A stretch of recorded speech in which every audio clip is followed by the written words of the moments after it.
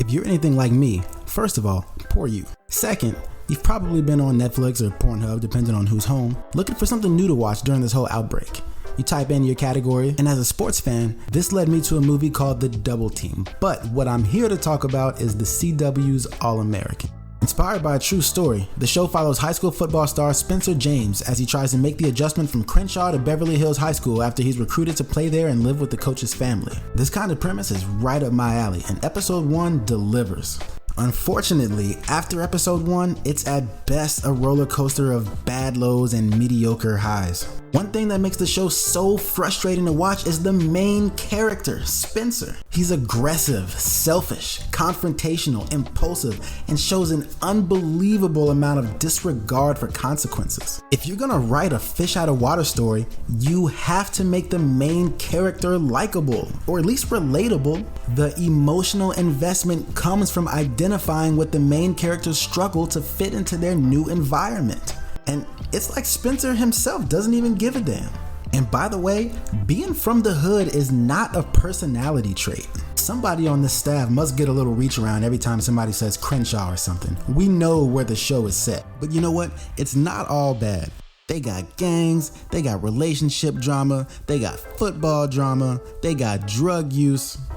There were enough bright spots in it to keep me watching. And one of them is near universal fan favorite and best friend to Spencer, Coop. One of the few themes done well in this show is how they handle her identity. She embraces who she is. They give her a pretty believable arc about how difficult it is to come out to your parents. This could have been a ham-fisted, ooh, look at how PC we are point to drive home, and thank God they didn't do that. They accepted this as a normal part of the world and didn't make it a point to pat themselves on the back about it. They also touch on addiction, depression, and police brutality with about as much subtlety as Kanye West, so there's that.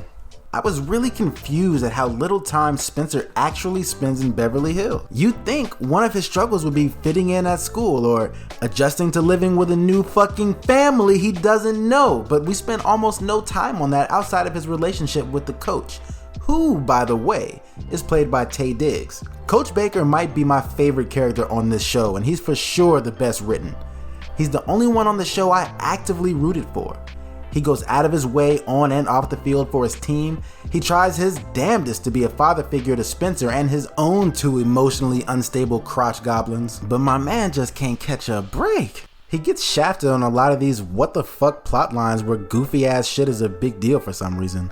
Spoilers be damned, at one point he wants to resign from being the head coach and his family acts like he betrayed them all and it becomes a whole thing. Well, as much as it suffers character-wise, it must at least shine in the football aspect, right? Wrong again, idiots. What the fuck is football? These dipshits don't know. There's a scene in one of these games where at the end, totally unironically I might add, they're acting like the game clock winding down is such a tense, dramatic scene while the ball carrier has the ball.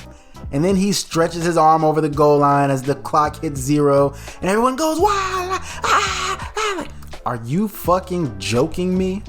And I don't even think they play on Friday nights because Spencer is seen at work before several games. Okay, bottom line, if you're from Crenshaw, you might want to see some representation. If you're just a big fan of drama and you like seeing wild shit happen regardless of how much sense it makes, then All-American might be for you. It's got some tense moments, one of the best soundtracks on TV, and there's drama around every corner.